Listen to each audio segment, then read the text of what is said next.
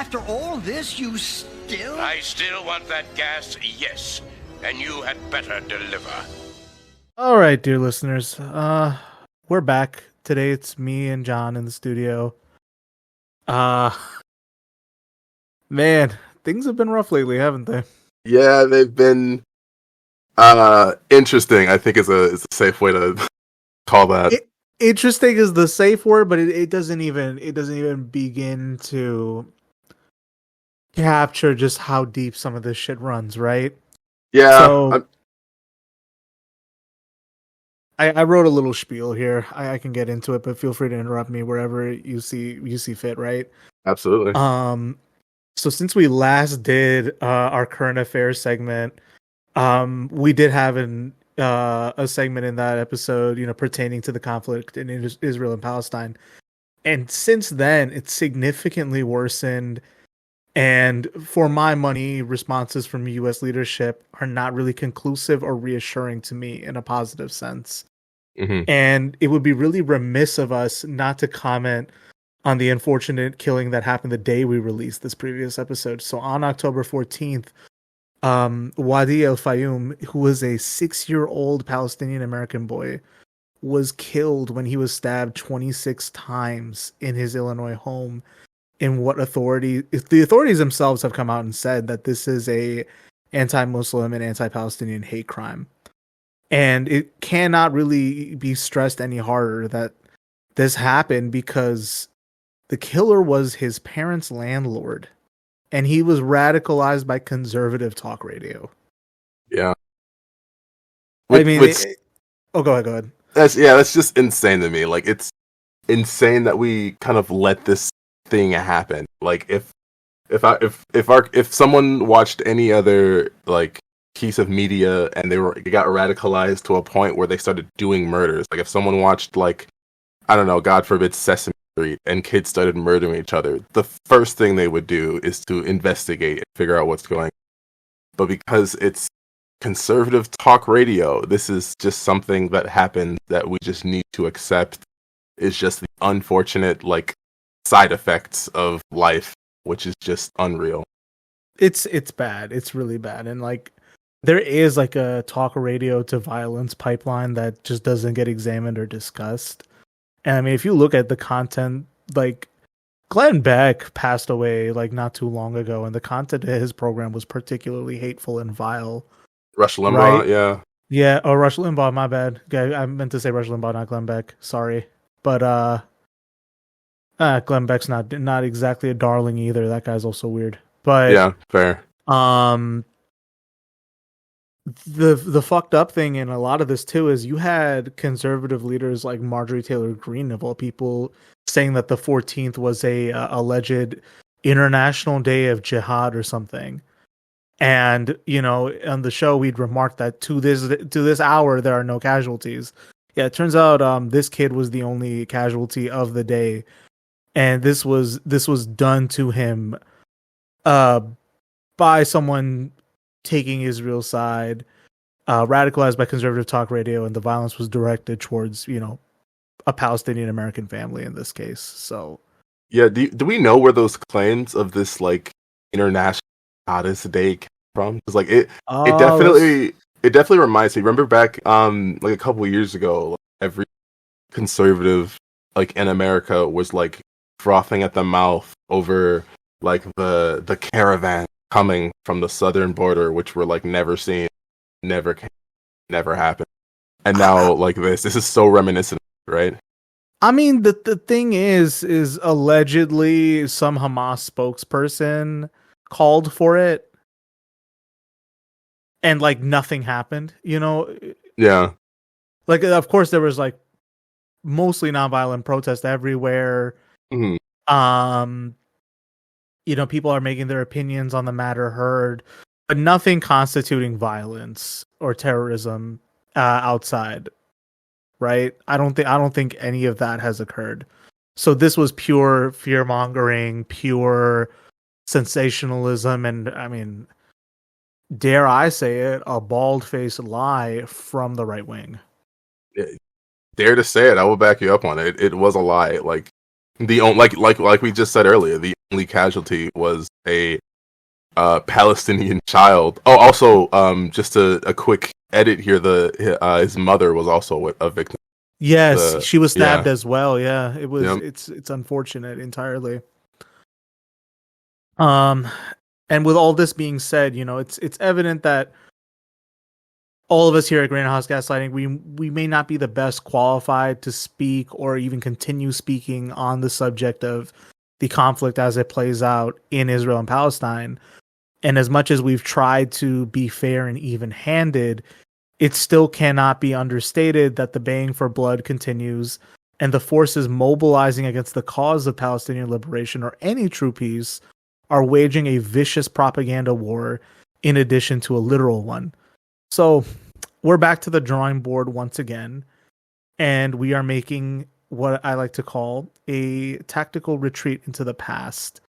I borrow this term from Jimmy Fallon Gong, who mentioned this in his episodes on Program to Chill about the works of Thomas Pynchon. So on this program, we speak fairly often, and I argue correctly, in my estimation at least, that U.S. political discourse occurs in the terrain of the culture war, and while it generally skews to domestic issues, I think we should insist that the post 9/11 era has also shaped discussions surrounding foreign policy and war, specifically as it pertains to how the United States inserts itself, exacerbates, or gets involved in foreign conflict as a kind of peg to be pushed into the culture war slots. And we see that play out in today's discourse as well. So trying to bring this full circle, right? It's not very long ago that the American right had focused its most rabid ire onto the LGBTQ community with new demonic archetypes like Ron DeSantis basing an entire political strategy around cruelty of the most rank variety to LGBTQ people and waging this culture war front. And what I notice now is that it's the same folks now jockeying for position on the Israel-Palestine front. So you had Ron DeSantis immediately, insisting that the United States shouldn't take in any Palestinian refugees. And to maybe tie this back, earlier, right? When it comes to this wanton cruelty and wanton suspicion of queer people in the United States, the myth of the groomer, the dynamics of the culture war, and the political technology as it pertains to how we've carried out a politics of dehumanization. It's playing out very similarly with how certain mainstream sources are commenting on Palestinians. And in essence, any narrative of oppressed peoples or populations who present glaring contradictions or problems for ruling orders. Yeah, I think that's a really good point. It's specific. It's because it's not every minority on here. It's specifically the one that challenge the status quo, the ones that not fit this prescribed rigid hierarchy that our society tries to force to, which is very. Yeah, it's kind of like how, the plight of the Palestinian people presents a contradiction in this, image we present of the state of Israel as a liberal democracy, right? And the United States supporting it, underwriting this as a liberal democracy. That brings this contradiction to a head. I wouldn't say that what we're going to get into today presents a pure equivalence. Of course, the contours of all of these discussions are markedly different, but they present similarities that I think are worth investigating, right? And in this case, I think queer life in America, same-sex relationships, questioning of gender norms, right? It exposes a more domestic social contradiction of, you know, the nuclear family as we come to understand it, of rigid gender norms, specifically like Victorian sensibilities being collapsed onto themselves, right? That's the contradiction at the heart of the discourse, or the culture war discourse, surrounding queer issues in the United States.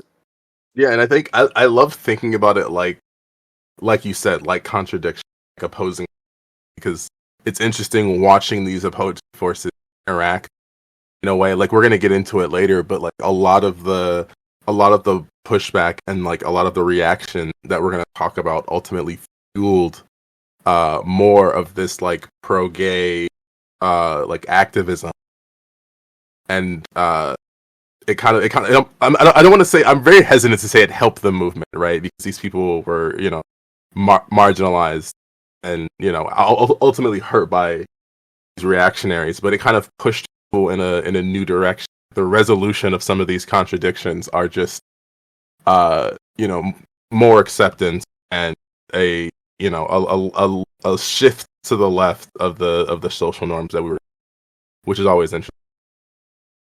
Yes, exactly. So let's bring to the front. John also writes on Medium his thoughts, and now I want to basically call this a kind of like investigative series you did, right? We're going to talk about your series Unmasking the Code, unraveling the origin of right-wing dog whistles. We're going to cover both parts of the series you wrote.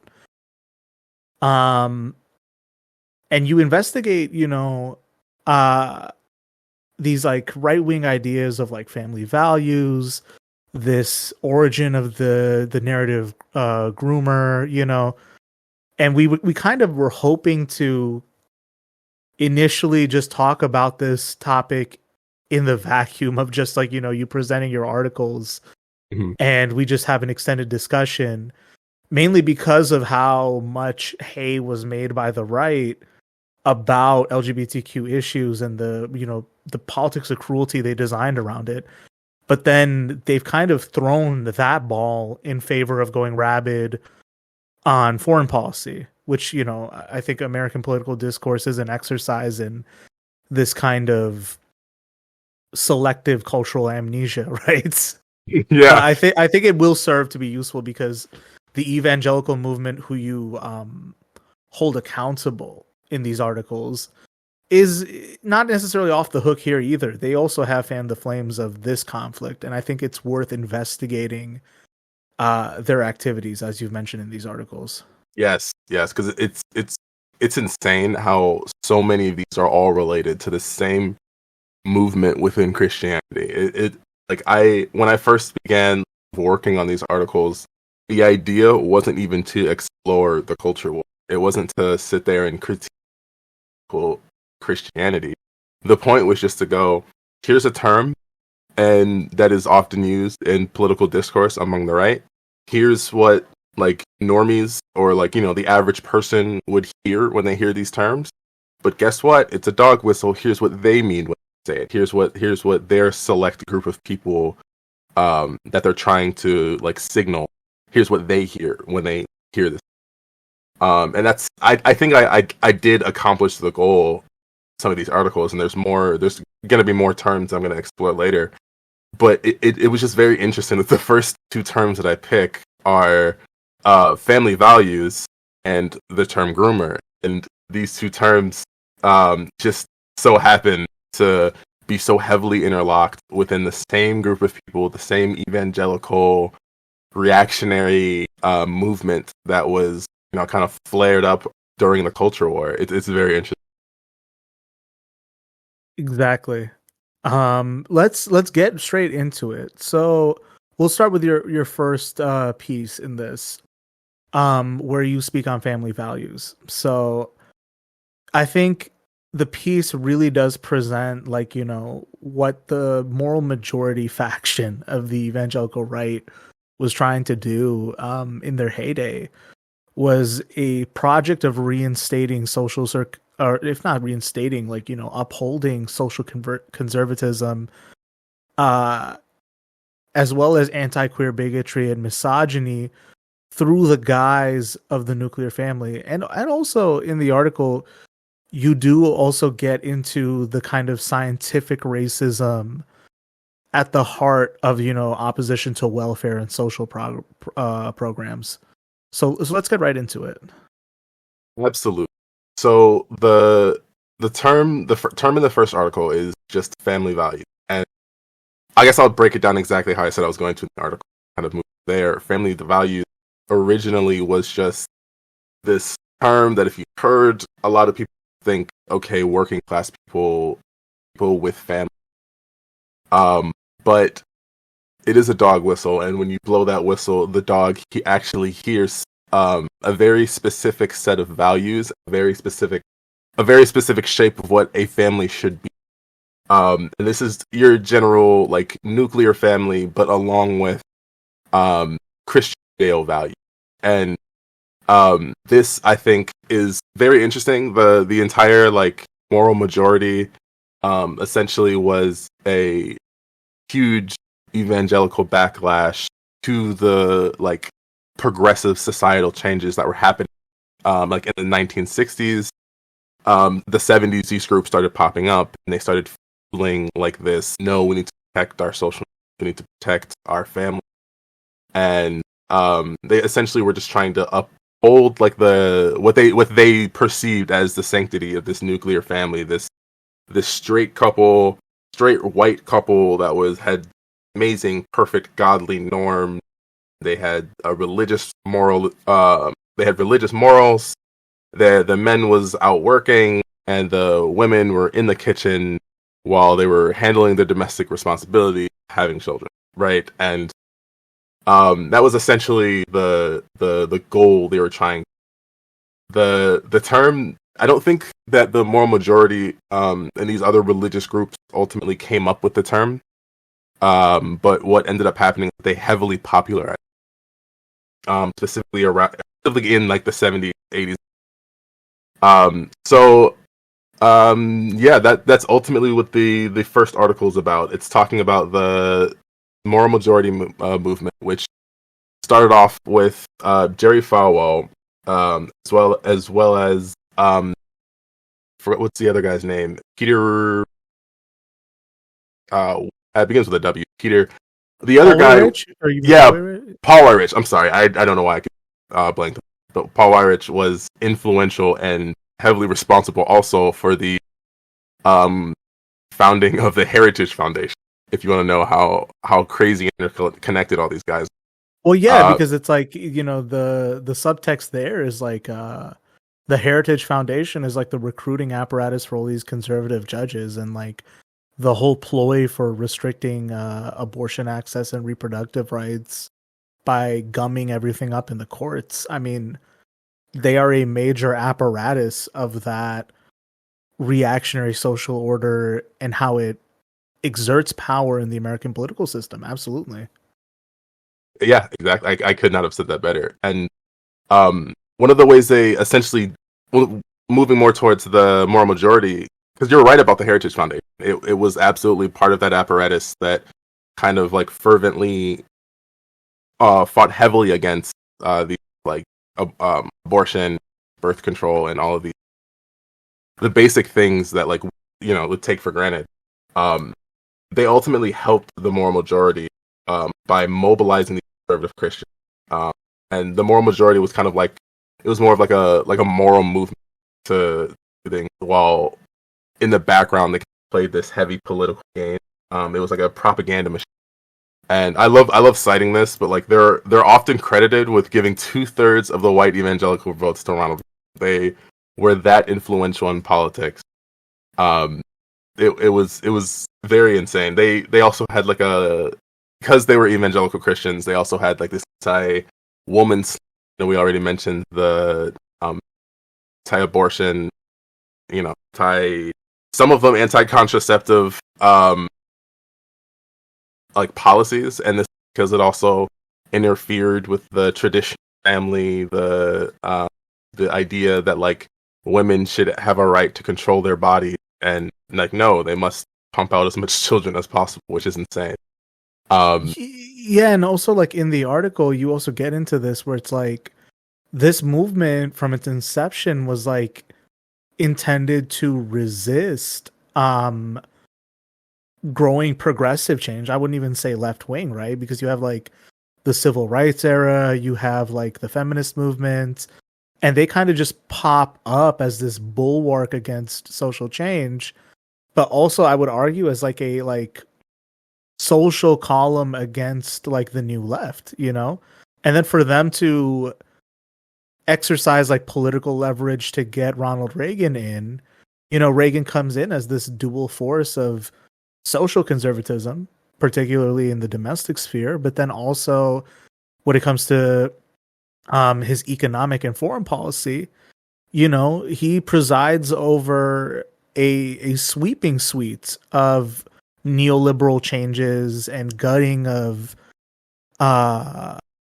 of you know social support services, welfare, even you know going so far as to like really hamper down on labor unions, and then as well as just like you know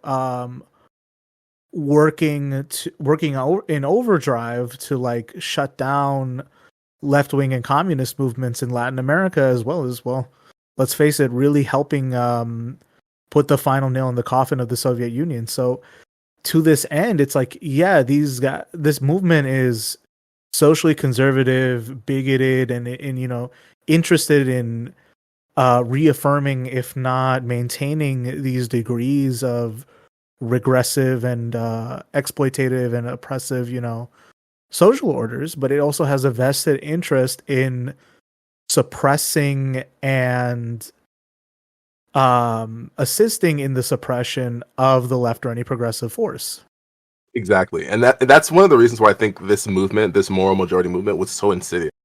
Because like it would be so easy to describe this movement as just a standalone, just a social movement that's just here to, you know, kind of spread Christianity and spread these good godly morals, right? But the problem is that it was just so it was oppressive, right? And it had like these economic goals in the background. It had like the like unstated, not even unstated. It just had like this other side to it. This like super neoliberal, super oppressive, endorsing, you know, removing these social safety nets for people. Like it was so insidious because to your everyday person, when you know when you talk about moral majority and Christian, they're just like, it's just a social movement. Not a lot of people the other half of it, right? Which I think is very telling about the movement in general, and it's like weaponization of this family values term, which is now a dogma. It's like an inception, right? Exactly. And I think you also make a point to, you know, bring up that like they use this this dog whistle to kind of couch. I wouldn't say they hide it because, you know, now especially with like Trump in the present, you know, I would say that this cohort is a lot more explicit with their views, but they would definitely couch their like regressive views on immigration to that extent. And then also you made it a point to bring up, you know, figures like the scientific racist, should such a thing exist, like Charles Murray, right? Where, Yeah, you know, like their concept of family values is this one that it kind of backfires, right? Where it's like, it's putting the cart before the horse, where they allege that like, because white people have stable families, they have better life outcomes compared to, you know, people of color in the United States. But you can't tie things like family stability or like career prospects, you know, independent of socioeconomic factors, exactly. or you know, like to, you know, lack of like generational wealth, you know, that never comes up in these guys' estimations. But you know, they try to come out with these like very doctored fig leaf of you know facts and figures and research to justify what is fundamentally, you know, a racist outlook on anyone who isn't white. Yeah, it's so yes that I when I was writing this article and specifically got to the part about Charles, I remember like taking notes, and I was at a library and I was like reading all these books and I was like taking notes, and I saw his name pop up quite a bit, right? In the back of my mind, I was like, I've heard of that name before. Don't quite who this guy is. But I'm gonna write his name down, take some notes on some of the, So I started going through the article. And later on, I came back a different day and I saw the name Charles Murray, and I remembered why I knew of him. Right? He was one of the, and he's actually that's one of the reasons why I called him the scientific racist here. He's one of the guys who co-wrote the book, The Bell Curve. Do you know what that is? Yeah, it's probably like the seminal text of scientific racism, right? Where it's like, yes, like the middle of the bell curve is just unattainable by African Americans. And I mean, he even coined this term, calling it like racial realism, where it's like, well, you can write off this demographic because they're never going to hit the targets I've set for them. Yeah, he was also one of the like pioneers of the idea that IQ is somehow inherently, tied to race. He's one of these like just these insane ideas. He was discredited so many times. Like this is the guy who he's like the CEO of scientific racism. Yeah, basically. And he's like tied into this movement. He's tied, and he's like he used the term family values so many, like added on so much context to it. He like the idea of removing social, like we said already, the idea of removing social welfare programs just because, these groups of people are dumb. They'll never hit the middle of the bell curve. It's like insane how everyone is so just interconnected in these groups. It like blows my mind. Yeah, and I think I also find like Charles Murray particularly insidious, like for aside from the reasons we've already discussed, is that like it leads to this certain class of intellectual or academic, I wouldn't say all, but at least his style, where it's like you can discount history entirely. You can discount socioeconomic or sociopolitical trends outright. Like for something like the bell curve to be written, you have to out of whole cloth neglect the realities of like slavery, institutional racism, the prison industrial complex, the failure of I mean, there's like a whole suite of reasons why, and they're not even like that far out of the public's reach. Like they're actually very mainstream sources that delve into this stuff, right? That people have been either conditioned or intentionally ignore. And in the case of, people like Charles Murray, he does the whole facts don't care about your feelings dance. He comes up with he puts a graph in, doesn't tell you what he used to extrapolate the data from that graph. Doesn't tell you what he's leaving out of his study. But because it's a book and it has numbers in it and it's got a graph, it must be right. It's like the semantics of intellectualism hold more legitimacy than actual scholarship in some cases, it would seem. And I hold him culpable for maybe you can't hold him like solely culpable, but you can definitely hold him like responsible to some extent for like, yeah, this guy says he's an academic and he does the dance of writing a report, but that doesn't make it good scholarship, Exactly. Yeah. I also find it very interesting that he puts a huge like focus on this idea of like personal responsibility, which I know we've heard time and time. This idea that like you can just ignore all of these structural factors, ignore history, ignore all of this. But if you have the right personal responsibilities, if you have the right outlook on life, if someone is failing, if this group of people are not succeeding, the reason isn't because of history or the structure of society or different contradictions or any of that. No, it's their own. It's literally on that. This focus on personal responsibility, and according to him, is essentially what shapes this idea of family, and which is essentially his thesis on scientific race, whole analysis that somehow, because of personal responsibility and you know, that's somehow the reason why different races are getting, have different treatment or different outlooks. And it's almost laughable to say that out. It is, and it's also funny because like it's this strand of thought that like even crops back up into how white conservatives talk about white people, right?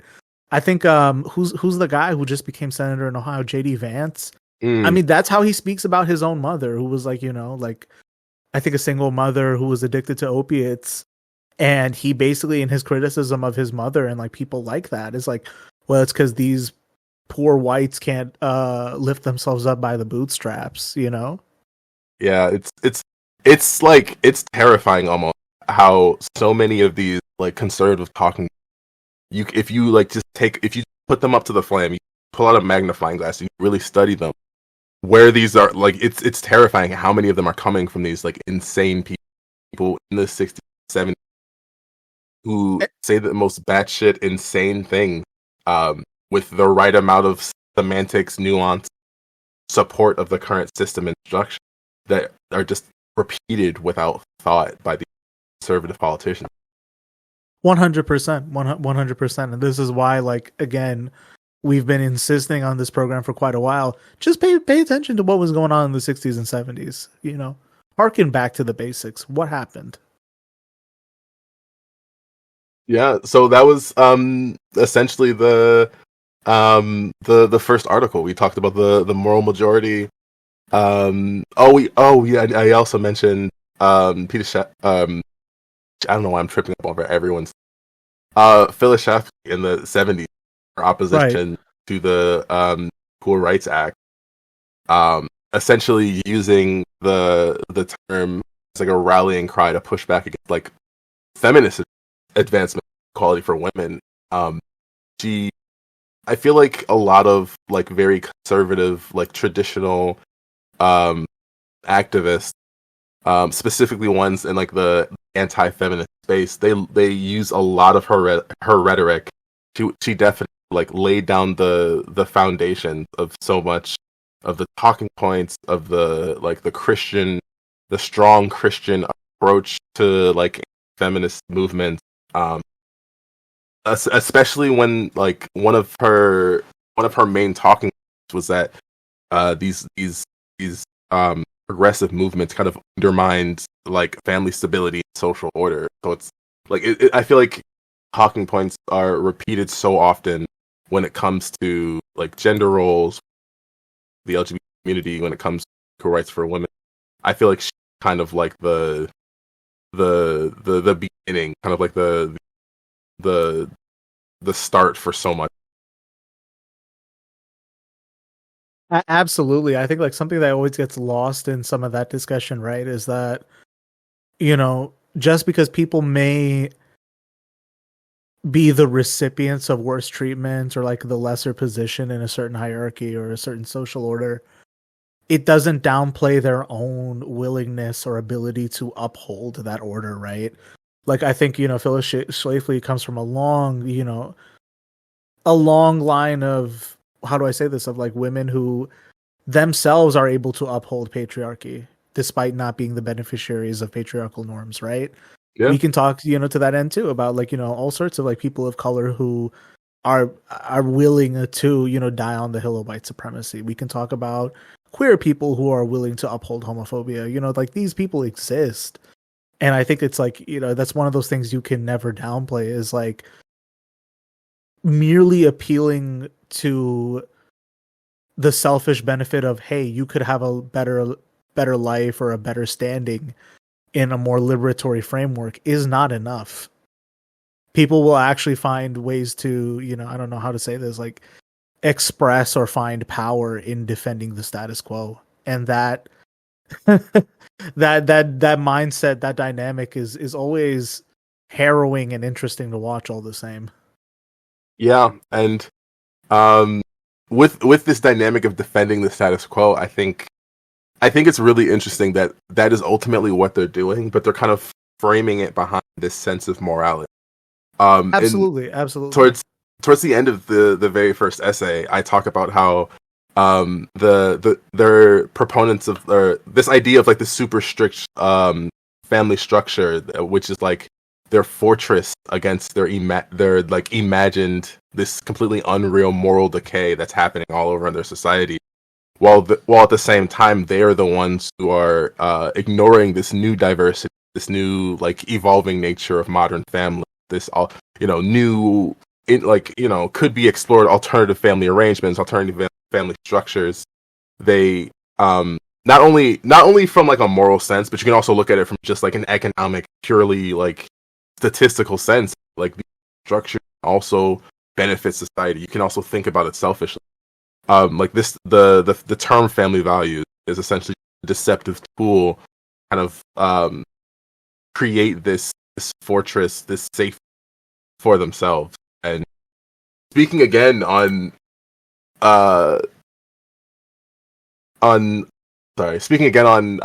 people who are ultimately marginalized in some way, but also uphold the status quo.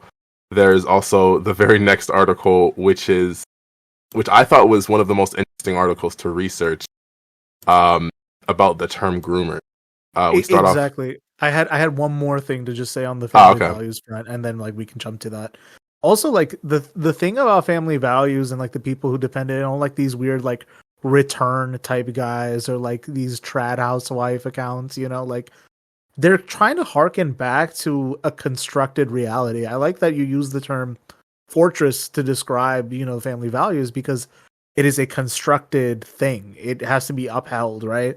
And the nuclear family, as it's currently constituted, is not exactly the most traditional or even like old fashioned family structure. Like there's joint family systems. There's the whole clan system. Like there's a whole like subculture of anthropology that probably could explore family structure across the world, right?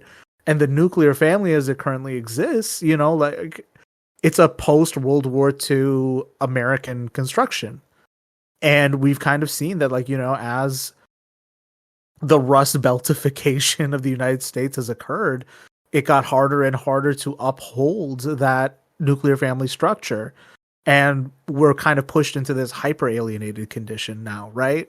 But I think to that end is like, the most insidious thing or the most insidious legacy of family values is this idea that, the nuclear family is kind of taken as the be all end all of human relation and connection and family. When in reality, it's a very new social order for how we structure families.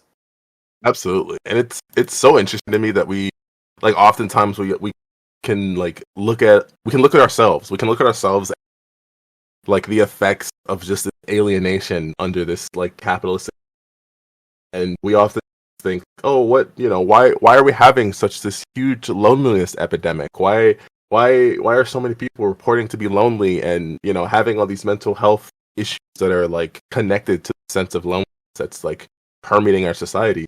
And then we look at our family structure and it's just like it's the nuclear family. You look at other cultures and you see their family structures and they have like entire groups of people all together all at the same time. You have extended family, you have like all of these different structures where people are just together and socializing all time. I think that like this construction that ultimately is just this thing that helps our society like produce quote unquote more efficiently, I guess, is the thing that is hurting us like terribly. Yeah, exactly. And it's like you can't look at the moral majority type conservative and the family values type conservative without, tying it back to that post World War II order where suddenly everything gets car dependent. Suddenly white people are flocking en masse to the suburbs, right? And the suburbs themselves are also like an alienating style of living. It's also like a post-war reality.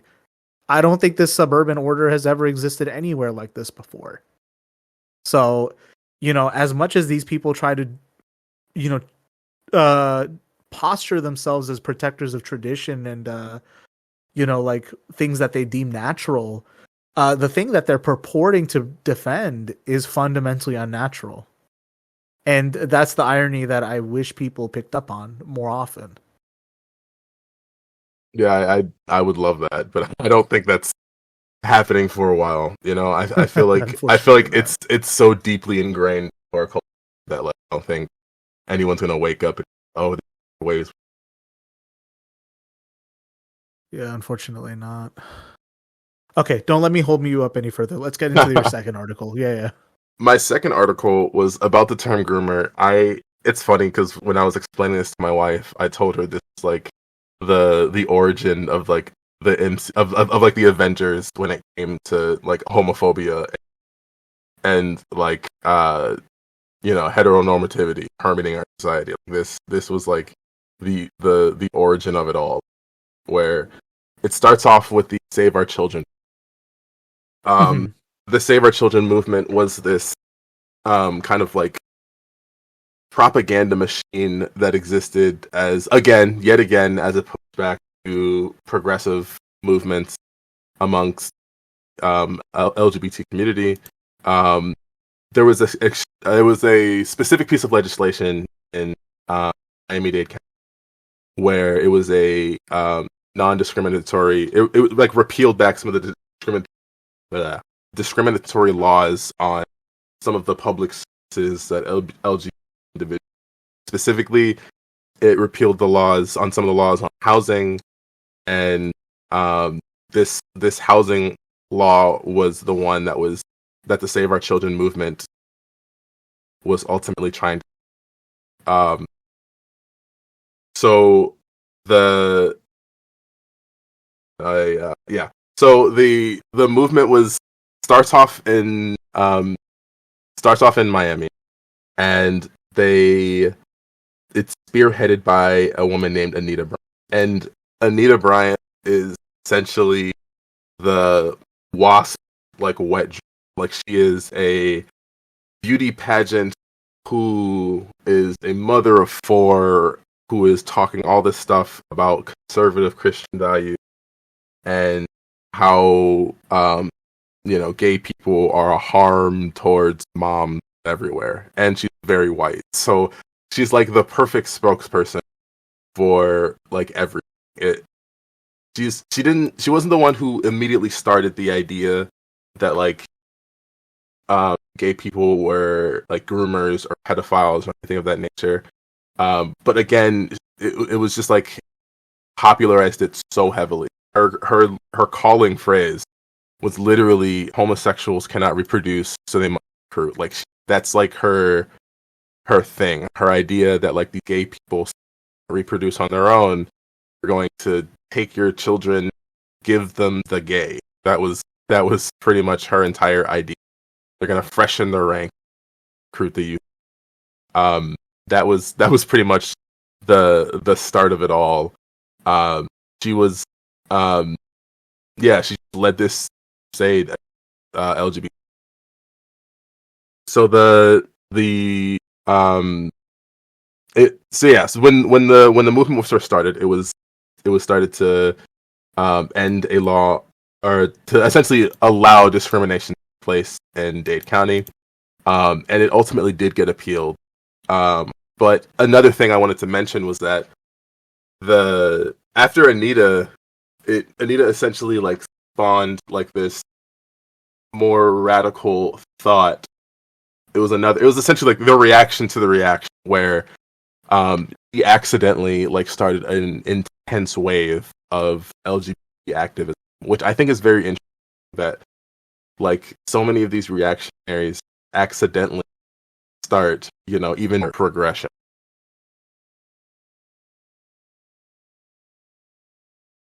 Yeah, like kind of like the threat against queer people, like almost like I guess like it's positive for allies and for queer people, right? That like people saw the threat, didn't take it lying down, and then through solidarity fought back. But then, like as you said, it's like completely like a backfire for the social reactionaries, because they were intending to break down that confidence or break down that sense of safety, and it blew up in their faces. Exactly. Yeah. And it happens more often than you would think, which is also very interesting. Another thing that I've learned while researching. So the Save Our Children movement, it starts off in Florida. It spreads like wildfire. One of the bigger impacts was in California. They essentially like in California there was a law about how you could like dismiss like openly gay school employees, and this was another wildfire like contentious issue for the term groomer, because it essentially like it paved the way. This kind of stuff ran or walked so that the term groomer could run. It allowed like the connection between like schools and these gay teachers. It kind of like started that, which is why we hear so much of that today. And another very interesting thing, which is why I call this the NCU for the worst people. The Save Our Children laid the groundwork for the emergence of moral majority. Jerry Falwell, who just talked about in the article, Right. He oftentimes, before he even really blew up as the pastor as he was, gave support to Save Our Children. This movement was this rally cry for the conservative people, and they stepped up and they got organized. That's why we have the Heritage Foundation majority. That's why we have so many groups. Yeah, and that's the thing is like, that structure, that political apparatus kind of harkens back to older behaviors, right? Like we have the concept of blood libel against Jewish people, right? Where like, the one of the earliest forms of anti-Semitism in medieval Europe was, this proliferation of myths and, rumors that Jewish people sacrificed Christian children. Patently untrue, but it was used as an excuse to perpetuate anti-Semitism in those days. You had, again, in the post-Reconstruction Deep South, with things like Emmett Till, right, where black males, I wouldn't even say men in all cases, because in Emmett Till's case, it was a boy. He was right? a literal child, yeah. A literal child. He was a boy, accused as like the stereotype of black males as like hypersexualized, hyper aggressive people that are going to violate white women, right? And that was often used as a pretext for lynchings and other crimes against black men and black people in the South. And then in today's form, right? We have people in the media alleging that no Palestinian is innocent because they're all sympathetic with terrorism. Or, earlier this year that you can't trust any queer person, any person with blue hair and a shaved side, because they might, want to, if not indoctrinate, harm your children. Like this behavior, this myth of taking the other, taking the marginalized person, taking the person who you don't understand, and instead of investigating or interrogating your apprehensions, immediately leaning into this idea that not only are they always doing harm, but in fact, the harm that will be done is always nearby and immediate. So any action that you take, no matter how regressive, reprehensible, immoral, is this kind of justified action of self-defense, right?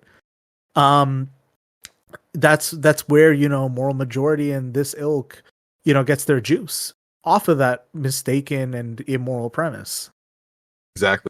And it's that concept right there is why like dog whistles are just so dangerous. It's like when you like are looking in some of the most disgusting like homophobic violence that we history, so much of it are just people who thought that they were doing quote unquote the right thing. It's people who are brainwashed. The people like that landlord that murdered that child and his mom and like stabbed his mom. Like it's this kind of language, this kind of rhetoric, this political ploy that gets people to that stage. That's why it's so important dog whistles get called out and get like documented heavily. Exactly. And I think like, this this idea of the queer person as a groomer, it did not end with Anita Bryant. It did not end with, Moral Majority. In fact, it took on a new form, and in your article, you get into this very eye-opening but just deeply concerning and worrisome realization that trolls, if not just some of the most sick and evil people on 4chan, invented or basically wanted to seed and astroturf into the internet ether this idea of pedophilia, or this fake term that they invented, minor attracted person, as a as like a legitimate sexual identity, to really muddy the waters and put queer people and their allies in this like rump position by having them to using the watered down and like putting yourself in a corner language in certain like identity politics spaces, to like have them like put them like in an adjacent position to some of the worst people in our society. And I need you to get into like where you found this and like how that played out in your article, because this this realization got picked up by right wingers like Chris Rufo and Chaya Raichik, who like, did the Libs of TikTok account. Yep. And it's like we've seen how this is playing out this year, right? This lie has been turned into a crusade against vulnerable LGBTQ people in our society. Yeah, when I was looking into this issue, I like when I first started doing research for this specific issue, in my head I'm thinking, okay, we all know about Moral Majority, we know Anita Bryant, horrible her, we all know, right? So in my head I'm thinking, okay, the link to pedophilia and LGBT community was just a thing that someone said a long time ago, and it's prejudice that was just passed down father to son, or from person that is learning and learns wrong. They pick up the wrong. That's what I thought that the idea must like spread from. But I couldn't be actually any further from the truth if I tried. I ended up doing a lot of research online when it came to like search analytics. When it comes to, I like abuse the Wayback Machine, and so I began by specifically looking for like the earliest terms that I could think of that would link the LGBT to like pedophilia, and I began by looking for these terms. Some of the earliest usage of these terms were on 4chan, and kept going back till about I believe it was like kind of the middle of like around July of 2017, 2016. And it like I found the post. I found the capital T, the post.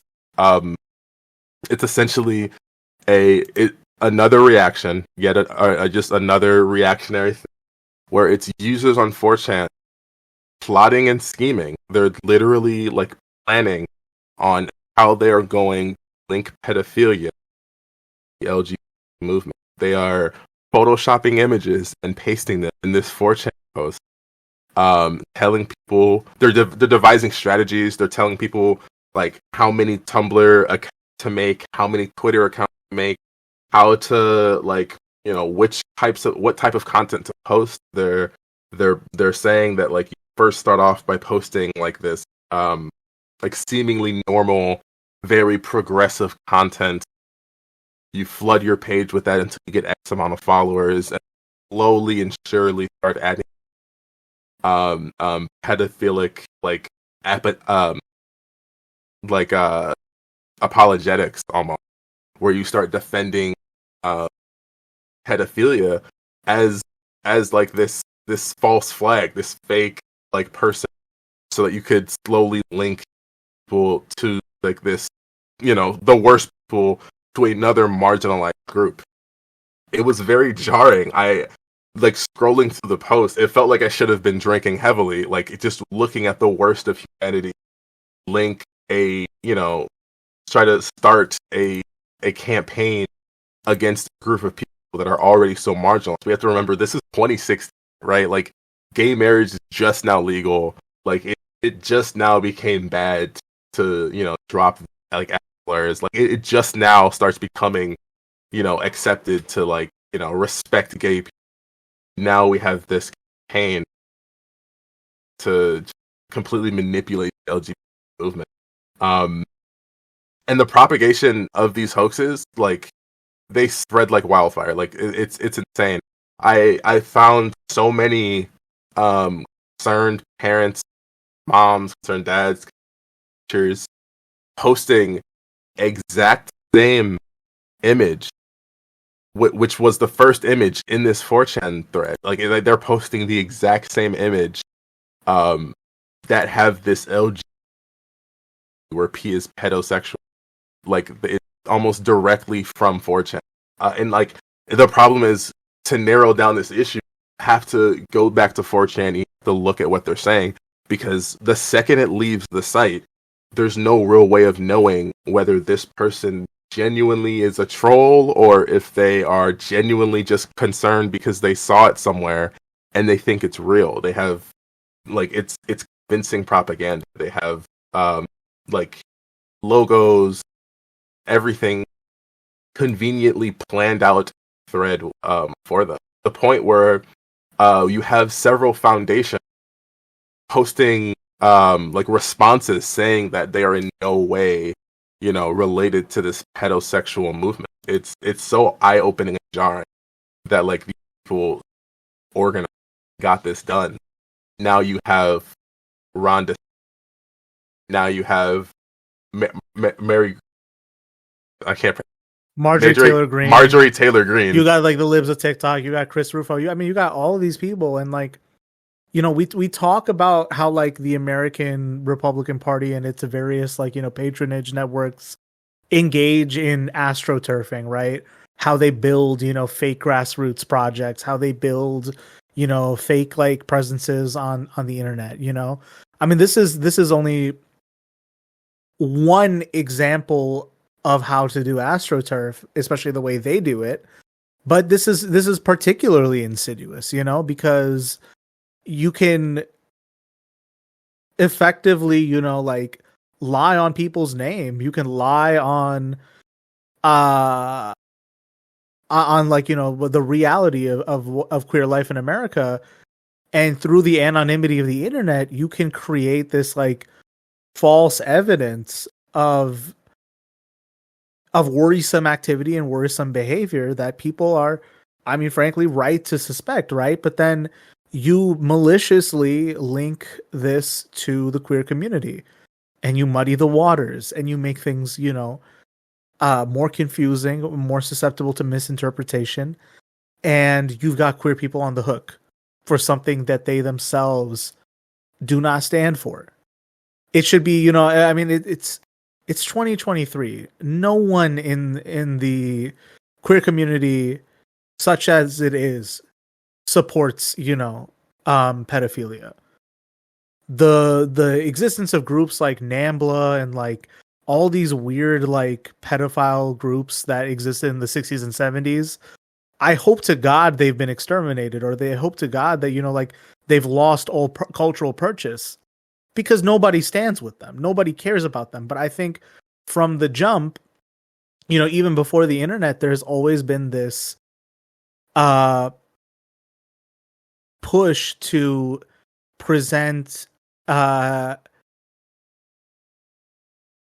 queer adults who engage in consensual relationships with deviants, with sex criminals, with, I mean, the worst of our society, right? People who commit the worst abuses. And this is not, like, it's not for nothing. It's not happening in a vacuum. These people have a project to immiserate and, you know, double down on the social oppression of queer people in our society. They resent the few legal gains that queer people have in the United States and have to resort to dirty tactics to justify dehumanization. Yeah, it's honestly, it's so sad because like it's like this marginalized group of people, their love just became they're now like just now becoming accepted. It's like you're kicking someone while they're already down. I think the another interesting thing that you was the fact that like the idea of linking like completely consensual gay relationships to sexual deviance is very interesting because like I think that prejudice that already existed, it kind of exacerbated this as like even one of the people in this Chen post literally say no one's gonna fact check this, so let's like it's the problem is that society was already kind of like so the normative position in society was already very homophobic, right? So like creating this campaign, you know, photoshopping quote unquote evidence that it, just the smallest bit of convincing was all the tinder you needed to start this flame. Like it was like the perfect storm. Terrifying, right? Exactly.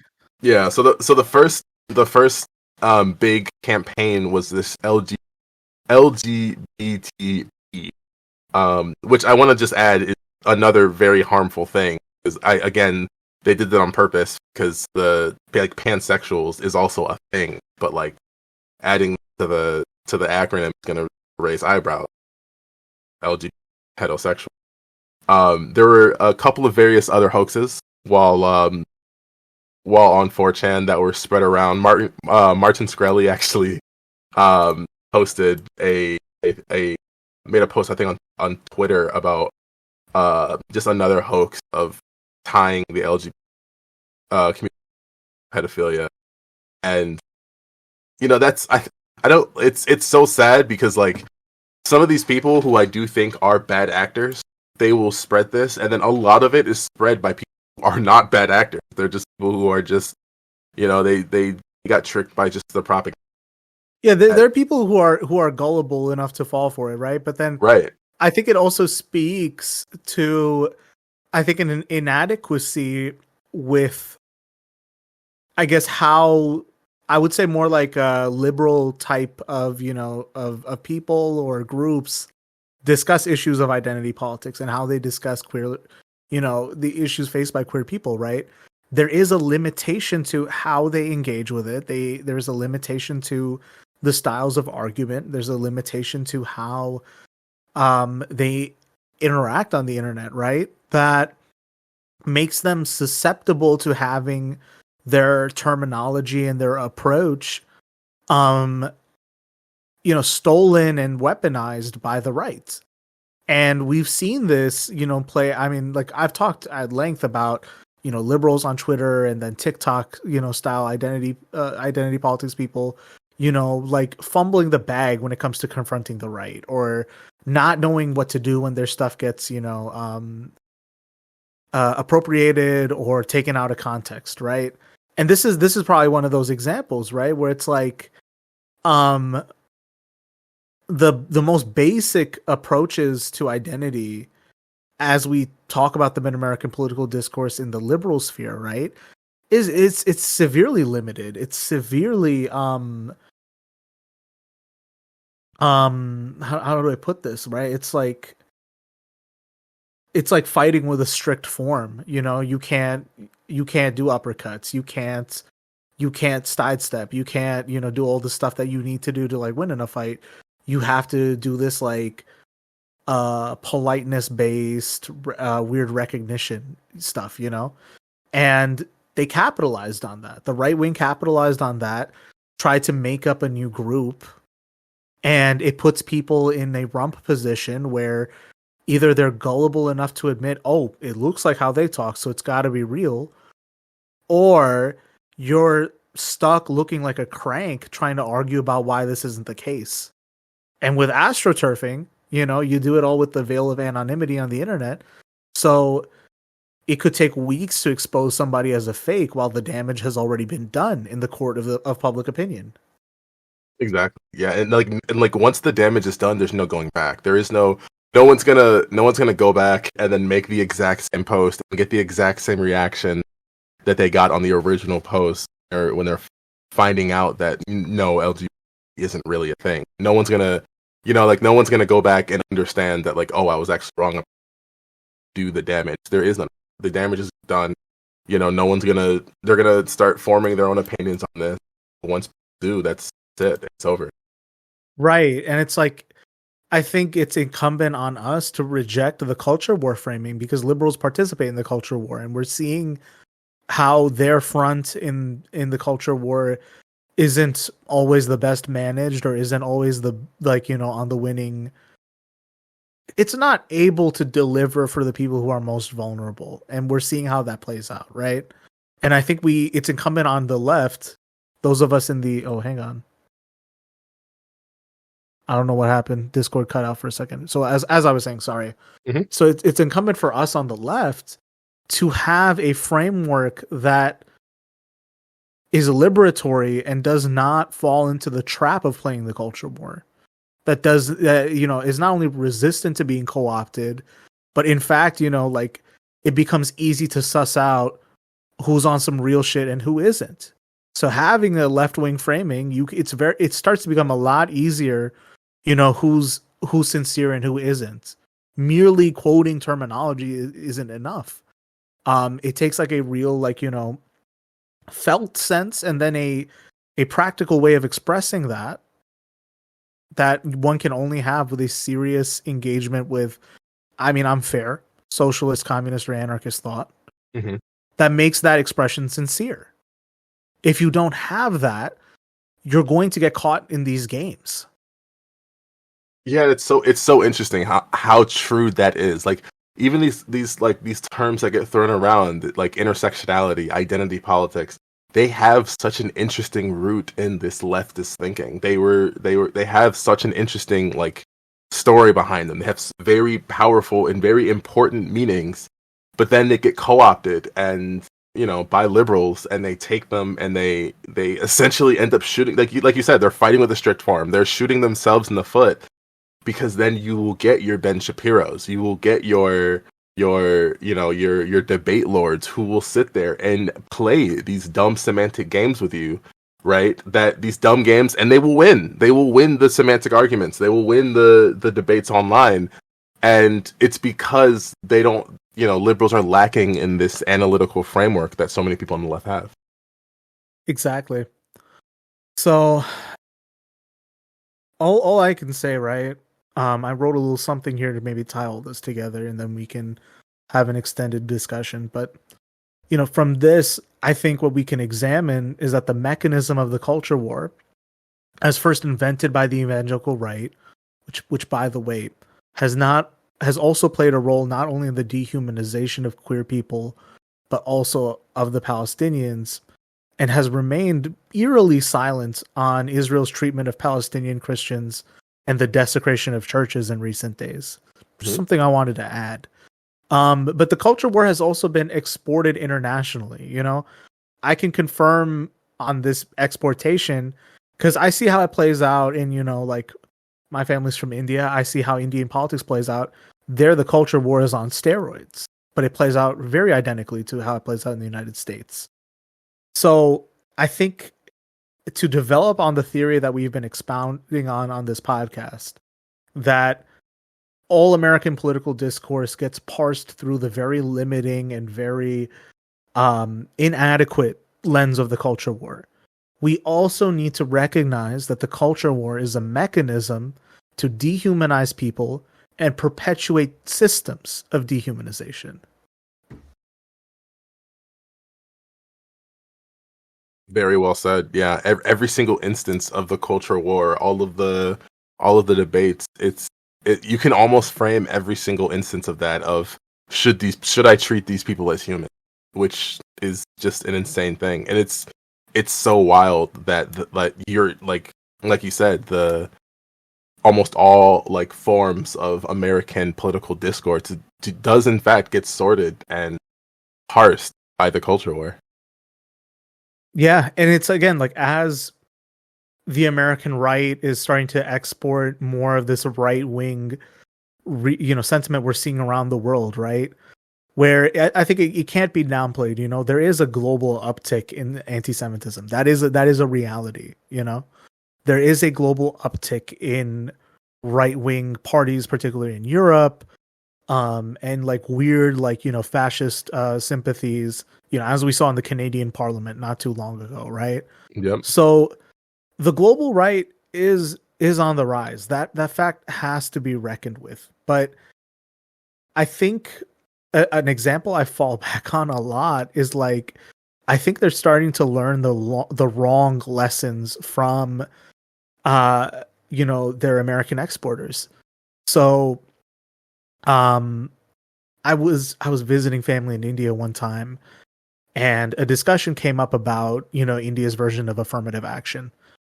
And I heard the Fox News talking points on affirmative action read aloud verbatim by somebody who was very angry. Oh no. In Hindi. But the thing is, his argument was one I'd already heard in the United States. I already knew how to counter that in English. I just had to translate. But it should be noted that like the variety being exported around the world, at least in my estimation, seems to be the American variety. So I don't know what global solidarity is going to look like in the coming days or in the coming months, but I think we should be mindful of the reality of, our culture war problems are not ones that, exist in the American vacuum. They do have some kind of global implication that we have to be aware of.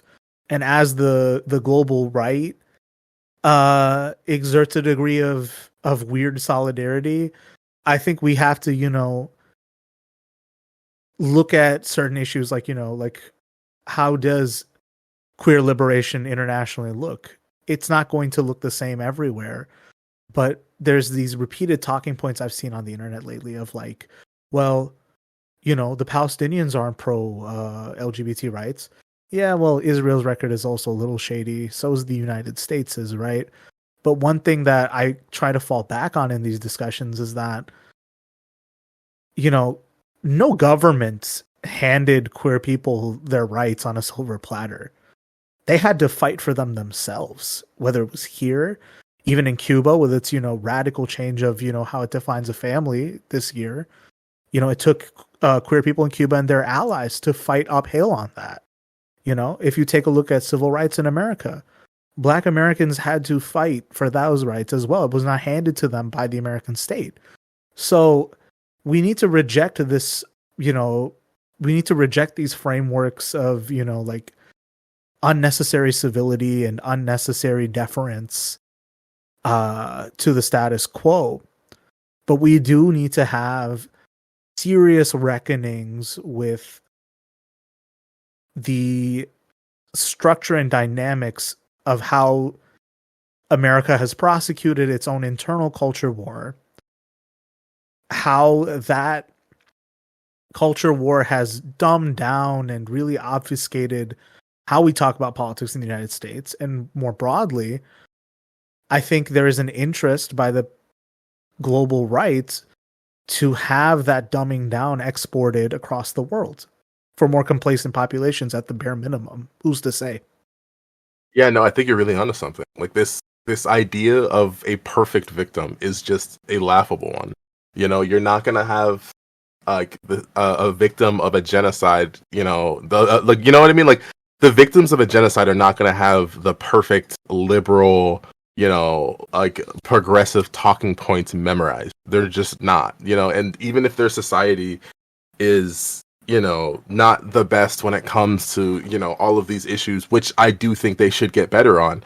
That doesn't what's the point here? Are you telling me that they should be genocided? Like what are we actually trying to say here? And I think that's just so laughable and insane. And And you even see it in Israel too, where like there are calls for peace within Israel. There are calls for like de-escalation of violence, and Israelis calling for peace are getting met with derision and violence. So it's a shit show all around. Yeah, exactly. And I also wanted to make another comment on the idea of the export of the culture wars, which I think is very interesting. The culture wars here in America in general have been like this right wing, but more specifically a subset of them, these evangelical Christians. Um, I think it's very interesting. I don't know if a lot of people know this or not, but the evangelical right is like essentially where so much of Israel's funding is coming from because of their own belief system. And while I do obviously evangelicalism isn't strictly American. It's interesting to see that like people who are like people on the right, like we talk about it like a global right.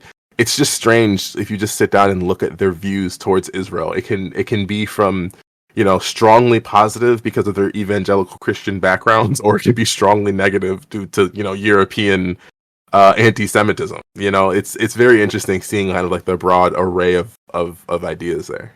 Also, it's like the evangelical support for Israel is like it's uniquely anti-Semitic, right? Where it's like, like they exist solely to advance forth like this kind of evangelical view of the apocalypse, right? To trigger conflict in the Holy Land or whatever. Yeah, evangelicals are crazy, man. I like it. Like it's insane when you look at what they believe or what they say they believe on paper. You're like, okay, sure, and then you look more into the implications and you look at what they believe, like why they support Israel, and it's like, oh, okay, you're kind of insane. Like the second you take a magnifying glass to it, it becomes the most batshit insane thing ever. Yeah, I cannot even begin to understand all of it, and especially how it ties into things like like millenarian sects, or like the weird like white identity stuff that like really translates into like weird race war stuff from like white terrorism days in like the 90s and shit is so crazy. It's above my understanding. I don't know how to say it. I mean, like like because of the fact that like the evangelical movement, because of the fact that it's a movement, it is not a specific like sect of Christianity. It's again very insidious because it's like it's trans-denominational actually. Like it is trans-dimensional to a certain extent. We can fair. I mean, but like it I guess my point is that like you can be any denomination of Christian and then also be evangelical, and this movement is I guess any denomination as long as you're Protestant, and this movement of evangelicalism is just like weeping. I think the statistic now is that 1 in 4 Christians in America are evangelical, and that is specifically due to the fact that it is trans-denominational and it is so dangerous. And like the one of the earliest uses of the word evangelical comes from it was first I believe it was Martin Luther, don't quote me on that, calling Protestants evangelicals. And like once you think about that, you're like, oh, this is interesting. You look at the origins of white supremacy and how it directly relates to Protestant supremacy, and you go, oh, that's interesting. And then you look at this movement that is reinforcing white supremacy within Protestantism, that is evangelicalism, and you go, oh, that's interesting. Like it's very interesting to see these ideas interact with each other. Exactly. All I'm gonna say is, so they got no problem when denominationals want to be trans, but the minute somebody uses a pronoun, it's game over, huh? Yeah, Sorry, man. That's my dad joke for the day. That's enough. That's awesome. That's enough out of me for today. I love that. Yeah, it's insane how just evangelical Christian, and they're ultimately responsible for moral majority and Anita Bryant and Save Our Children and like everything. Ronald Reagan, they're responsible for so much. Yeah, and it's kind of like you have to look at all historical events and how they relate into one another. It's kind of trite or self-evident to say that, everything's connected, but in this case, as we've seen, there is a connection that runs deep, and I think we should understand that these dynamics of dehumanization run common in all the populations that get dehumanized. Yeah. So I'm also very yeah, go ahead. curious. I'm sorry. I'm also just a little side note. I'm also very curious because I've been doing a lot of research on this. I've done a ton of research on evangelicalism, specifically American evangelicalism, and I'm forming a theory about why they are so complicit with the dehumanization of others due to like just their own belief structure and their own belief system. It's almost inherent to a way. Yeah, I don't know, because like the furthest I can get, and we're falling back on people's history of the US, right? Like once again we're falling back on it. I don't know, it's like if you look at like this kind of settler colonial idea of the United States and like the Puritans and manifest destiny and Protestant work ethic, it's this very weird idea of like we are the elect and others aren't. So we Yeah, deserve this like ill-gotten and supreme wealth at the expense of blood across the world. It's I don't know how to describe or even explain that mindset, because it's one that I was never privy to, nor is it one that I ever think I should ever adopt for myself. But it is yeah, one that exists, and it is one whose effects we see play out every day. yeah. It's also a hypocritical mindset if you think about it. They're like one of the earliest like debates among Protestants, especially after the colonies were here in America, were like so a big part of evangelicalism is the conversion, right? Proselytizing, being being an evangelical, spreading the good news or whatever. A big part uh of evangelicalism is that conversion, right? And it's so goofy because one of the earliest arguments amongst the evangelicals, or I'm sorry, amongst the Protestants in America were, should we actually be telling our slaves about Jesus? Like, is it we know it's ethical to own slaves, but like, is it ethical to own Christian slaves? So it really is like an elevated status for them. It really is like a us versus the world mentality. Yeah, and it's like it's not even one that's exclusive to Protestantism, right? Because you had like this discovery doctrine in Catholicism, right? Where I think there was this concept of terra nullius, where like if no one on the land is Christian, you're within your rights to do whatever you want. Yeah, yeah, which is just unreal. Personally, I can't even like I don't even understand how you would like get to that conclusion. I guess. It's a doctrine of selfishness, right? You know what I mean? It's like, you have institutions like the church, you have institutions like religion, you have law, all this stuff, right? These things don't exist to supplant or enforce a morality. They kind of exist to, I mean, if you really want to be as jaded as I am, they exist for the ruling order to justify whatever it is they want to do. That's just my black pill take. Who's to say? I'm right here with you, man. I'm to say. I think you're right. Man, why the pill gotta be black? Why the pill gotta be black, man? Come on now. Yeah, I don't know. It's definitely one of those topics that like it's worth some consideration. It's worth like in a historical and also a philosophical context, right? Because you can't examine Western society I don't like the term, but it is the term that gets tossed around, right? Mm-hmm. You can't separate that from European conceptions of government, European conceptions of religion, and then the assumptions of morality that those entail. that has to be reckoned with to some extent. Even if they're not ones that we share to this day, they're ones that went into the historical structuring of this current society. So though that doesn't go anywhere, you know, like that just because history is said and done doesn't mean it went nowhere. We're still like living with it. I guess if anyone wants like what's the easiest way to understand karma as a concept, that's karma.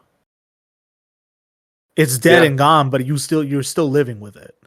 Absolutely. Yeah, like, you know, in the 70s, a woman named Anita Bright like wanted to launch a crusade, and now today, you know, with the past year or so, we have the Don't Say Gay bill. You know, it's all directly connected. Exactly. And I think it's like maybe to tie back to like some of the earlier episodes we did where we were talking about, you know, Dianne Feinstein kind of taking over San Francisco after Georgia Moscone and Harvey Milk are assassinated, right? You know, you have like this progressive or interceding force for queer liberation, albeit not perfect, but it's one that exists. It's shot down. The two guys are killed, and then you have this real change in conditions that changes, you know, how queer politics and how queer liberation plays out in America from that point onward. In addition to things like Anita Bryant, in addition to things like the moral majority, in addition to the development of neoliberalism and the synthesis of social reaction and neoliberalism under, you know, Ronald Reagan. So that's the kind of mindset I'm in when I look at history. I implore other people to adopt that one. It's if not useful, it's fun. If not useful, it's fun. Yeah. But yeah, I think again, like just with current events and even the topic of this episode, I know this was a tough one as well.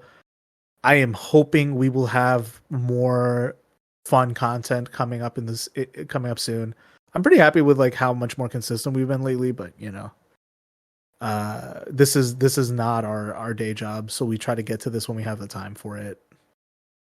Yeah, absolutely. I look, I'm digging the episodes as well. I can't be mad. Yeah, so I think with all this said, is there anything else we failed to bring up, or is there any other closing thoughts you might have, John? Not off the top of my head. I think that just as a closing statement, I think it's really important to, you know, analyze ideas, analyze language. If you genuinely think something came from nowhere, it didn't. You should, you know, look at the conditions, look at what's going on to, you know, create. There's a reason why people are saying what they're saying. There's a reason why people are doing what they're doing. And you should analyze that if you want to like understand, you know, how we got here. That's kind of my closing thoughts. I think that's spot on. All right, John, do you want to plug your Medium as well as your Twitch stream? Absolutely, yeah. I have a Medium account. It's just JMX97. I'll maybe if you want, we can throw the links to the articles. Oh yeah, I was planning to link the articles in the show notes. Awesome. And my Twitch stream where I do dumb things and play video games and sometimes discuss politics is SS Boomman, 2 S's, 2 N's. I'm actually thinking of changing my name because the SS gets kind of scary when you're in political spaces. It is just Sparky Boomman from Avatar: The Last Airbender. I promise you I'm not an evil person. I promise I did not notice that until you brought that up. Oh man. Yeah, it's why I think there was an incident that happened in a Minecraft server where we got literally in a Minecraft server, actually in a Minecraft server, where there were some far right people who like got into our Minecraft server. We got hate rated, and I think someone expected me to join them because I had SS in my name, and I was like, no, get the fuck out. But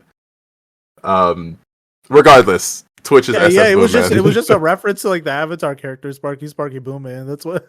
Yes, literally, that's all it was. But here we are.